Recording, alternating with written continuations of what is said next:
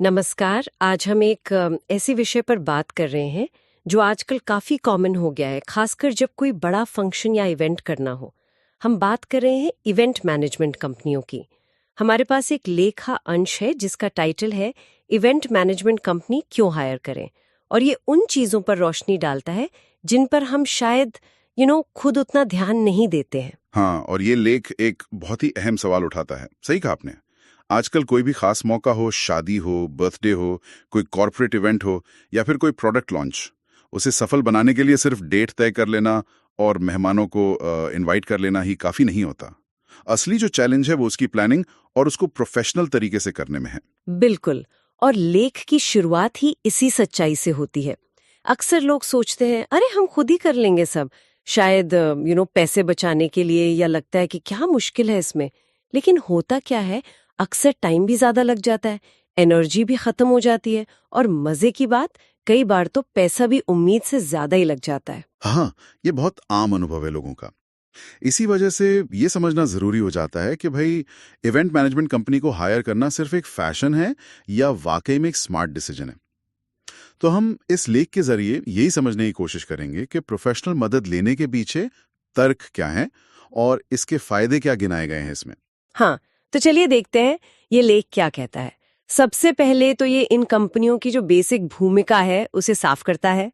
लेख कहता है कि ये कंपनियां सिर्फ डेकोरेशन या केटरिंग तक ही नहीं है, बल्कि प्लानिंग से लेकर एग्जीक्यूशन तक, मतलब इवेंट की सोच से लेकर उसके कामयाब होने तक पूरी जिम्मेदारी लेती हैं। हाँ, इसको अगर थोड़ा और खोलें तो इसका मतलब है कि आयोजन से जुड़े हर छोटे बड़े पहलू पर ध्यान देना। इसमें शामिल है कॉन्सेप्ट बनाना, बजट तैयार करना और फिर उस बजट में रहना, सही वेन्यू ढूंढना, वेंडर्स जैसे caterer, decorator, photographer, sound, light वाले, इन सबको फाइनल करना, अच्छा। लॉजिस्टिक्स देखना, गेस्ट मैनेजमेंट में मदद करना और सबसे ज़रूरी, इवेंट वाले दिन सब कुछ स्मूथ चले, ये पक्का करना। ये एक मतलब पूरी मैनेजमेंट प्रोसेस है। अच्छा, मतलब एक तरह से इवेंट के आर्किटेक्ट भी और प्रोजेक्ट मैनेजर भी, दोनों ही हो गए। चलिए अब आते हैं फायदों पर। लेख का पहला और शायद सबसे चौंकाने वाला दावा है कि ये कंपनियां समय और पैसा बचाती हैं। अब यहाँ मुझे थोड़ा लगता है हम उन्हें फीस दे रहे हैं तो पैसा बच कैसे रहा है। हाँ, नहीं, ये सवाल बिल्कुल वाजिब है और अक्सर लोग पूछते भी हैं। देखिए, लेख इसे कुछ इस तरह समझाता है। पैसे बचाने वाली बात जो है वो उनके इंडस्ट्री कनेक्शंस और उनके तजुर्बे से जुड़ी है।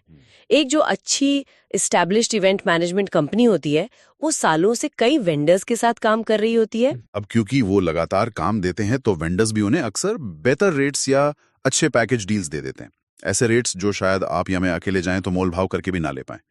उन्हें ये भी पता होता है कि किस लेवल के इवेंट के लिए कौन सा वेंडर अच्छी क्वालिटी देगा सही दाम में।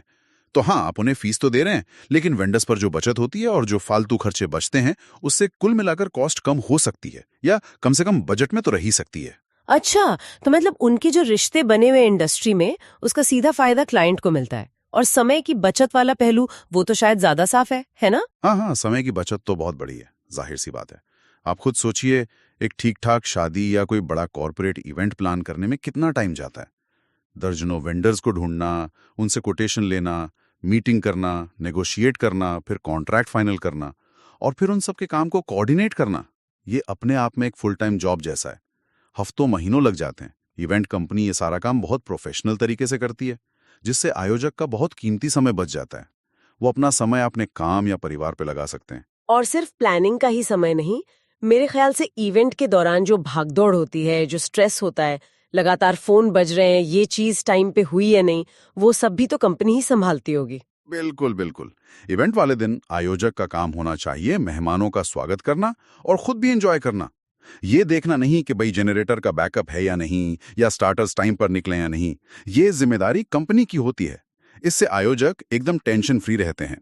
तो समय और पैसे की बचत का दावा इसी मिले जुले असर पर आधारित है। ये बात तो समझ आती है। अब लेख के दूसरे फायदे पर आते हैं, जो मुझे पर्सनली काफी इंटरेस्टिंग लगता है, क्रिएटिव और इनोवेटिव आइडियाज। लेख कहता है कि प्रोफेशनल टीम हर इवेंट को यूनिक और यादगार बनाने के लिए नए कॉन्सेप्ट और थीम सजेस्ट करती है। क्या ये सिर्फ डेकोरेशन तक ही होता है या इससे कुछ ज्यादा है? नहीं नहीं, ये सिर्फ डेकोरेशन से कहीं ज्यादा है। देखिए, आजकल लोग, खासकर जो यंग जनरेशन है, वो सिर्फ खाना पीना और मिलना जुलना नहीं चाहते। वो एक एक्सपीरियंस चाहते हैं, कुछ ऐसा जो इंस्टाग्राम पर डालने लायक हो, जिसके बारे में लोग बाद में बात करें। इवेंट मैनेजमेंट कंपनियां इसी ट्रेंड को समझती हैं। अच्छा। वो लगातार नए आइडियाज, थीम्स, टेक्नोलॉजी जैसे इंटरैक्टिव स्क्रीन्स हो गई या ऑगमेंटेड रियलिटी का इस्तेमाल और एंटरटेनमेंट के नए नए ऑप्शंस पर रिसर्च करते रहते हैं। वो आपकी ज़रूरत और बजट के हिसाब से ऐसे सुझाव दे सकते हैं जो शायद हमारे आपके दिमाग में कभी आए ही नहीं। जैसे कि कोई एकाध उदाहरण दे सकते हैं कि किस तरह की क्रिएटिव सुझाव आ सकते हैं? हाँ, ज़रूर। मान लीजिए कॉर्पोरेट अवार्ड्स नाइट है, तो वो पारंपरिक स्टेज और स्पीच के बजाय शायद एक गैलेक्सी थीम का सुझाव दें, जिसमें स्पेशल लाइटिंग इफेक्ट्स हों, वेटर्स एस्ट्रोनॉट की ड्रेस में हों और अवार्ड्स को सितारों की तरह पेश किया जाए। अरे वाह! या बच्चों की बर्थडे पार्टी के लिए वो सिर्फ केक काटने के बजाय एक पूरी ट्रेजर हंट या साइंस एक्सपेरिमेंट लैब थीम बना सकते हैं। शादी के लिए वो डेस्टिनेशन वेडिंग वाली फील किसी लोकल वेन्यू पर ही रिक्रिएट कर सकते हैं, या प्री वेडिंग फंक्शंस के लिए कुछ हटके गेम्स और एक्टिविटीज डिजाइन कर सकते हैं। उनकी एक्सपर्टीज सिर्फ आइडिया देना नहीं, बल्कि उसे कामयाबी से लागू करना भी है। यानी वे आयोजन के पूरे माहौल को, पूरे एक्सपीरियंस को ही बदल सकते हैं। लेकिन यहाँ एक सवाल है, क्या कभी ऐसा नहीं होता कि उनके क्रिएटिव आइडियाज क्लाइंट की पसंद या इवेंट के मकसद से मेल ना खाएं? मतलब ये बैलेंस कैसे बनाते हैं वो? देखिए, एक जो अच्छी इवेंट मैनेजमेंट कंपनी होगी, वो हमेशा क्लाइंट की जरूरत, उनकी पर्सनैलिटी अगर पर्सनल इवेंट है, या ब्रांड इमेज अगर कॉर्पोरेट इवेंट है, को समझने पर पहले जोर देगी। वो आइडियाज थोपते नहीं हैं, वो ऑप्शंस देते हैं और क्लाइंट के फीडबैक के हिसाब से उन्हें बदलते हैं, कस्टमाइज करते हैं। उनका लक्ष्य कुछ हटके करना जरूर होता है, लेकिन वो हटके चीज क्लाइंट के लिए रेलेवेंट और आरामदायक भी होनी चाहिए। क्रिएटिविटी का मतलब सिर्फ अलग होना नहीं है, बल्कि पर्पस के साथ अलग होना है। सही बात है, ये एक जरूरी पॉइंट है। अब आते हैं तीसरे फायदे पर, क्वालिटी और प्रोफेशनलिज्म का भरोसा। लेख कहता है कि अनुभवी टीम ये पक्का करती है कि हर चीज बढ़िया हो, हाई स्टैंडर्ड की हो और बिना किसी गड़बड़ी के पूरी हो। यहाँ हाई स्टैंडर्ड और प्रोफेशनलिज्म का ठीक ठीक मतलब क्या है? हाई स्टैंडर्ड का मतलब सिर्फ महंगी चीजें यूज करना नहीं है। इसका मतलब है कि जो वादा किया गया है वो डिलीवर करना। अगर कहा गया है कि ताजे फूलों की सजावट होगी, तो फूल वाकई ताजे होने चाहिए। अगर ऑडियो विजुअल इक्विपमेंट लगेगा, तो वो ठीक से काम करना चाहिए। क्वालिटी का मतलब है रिलायबिलिटी, भरोसेमंद होना और स्टैंडर्ड्स को मेंटेन करना। अच्छा। और प्रोफेशनलिज्म इससे भी आगे की बात है।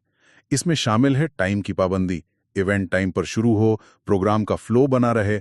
इसमें है डिटेल पर ध्यान देना, छोटी छोटी चीजें जैसे मेहमानों के बैठने का इंतजाम, साइनेज ठीक लगे हों, स्टाफ का बर्ताव सही हो, ये सब कुछ परफेक्ट हो। और सबसे अहम, इसमें शामिल है अचानक आई मुसीबतों से निपटने की काबिलियत। अचानक आई मुसीबतें जैसे कि आ जाए या कम रह जाए, एक प्रोफेशनल टीम इन सब मुमकिन प्रॉब्लम्स के लिए पहले से प्लान बी और प्लान सी सोच कर रखती है।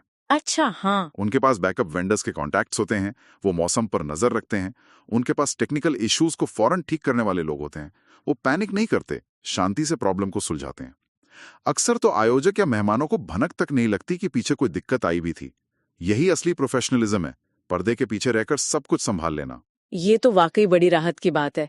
सोचिए, अगर अपनी बेटी की शादी में आपको ऐन मौके पर कैटरर से बहस करनी पड़ रही हो, या किसी कॉर्पोरेट लॉन्च में प्रेजेंटेशन नहीं चल रहे हो, कितनी एम्बैरेसिंग सिचुएशन होगी।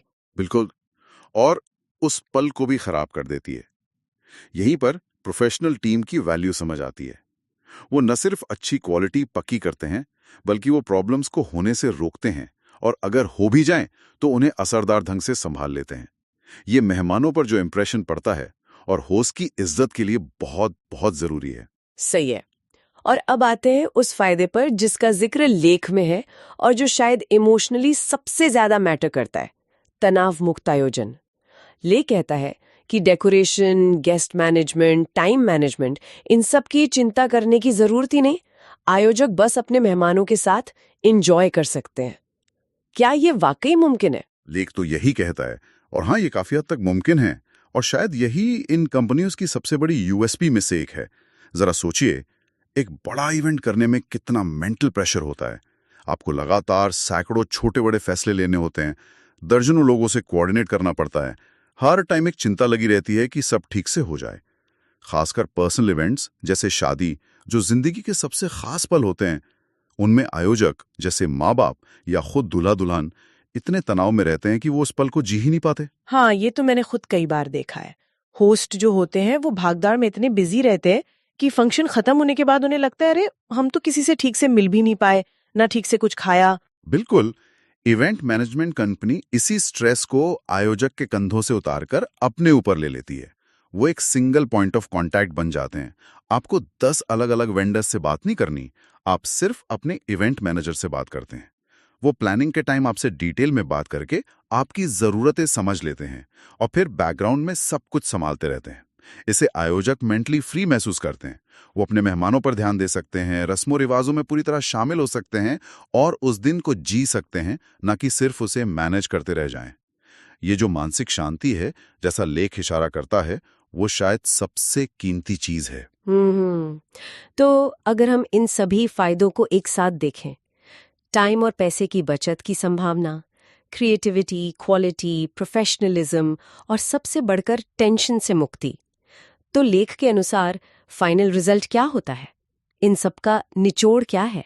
लेख का निचोड़ यही है कि जब आप एक प्रोफेशनल इवेंट मैनेजमेंट कंपनी को हायर करते हैं, तो नतीजा एक ऐसा इवेंट होता है जो न सिर्फ ऑर्गेनाइज्ड और शानदार होता है, बल्कि आपके और आपके मेहमानों के लिए एक यादगार तजुर्बा बन जाता है।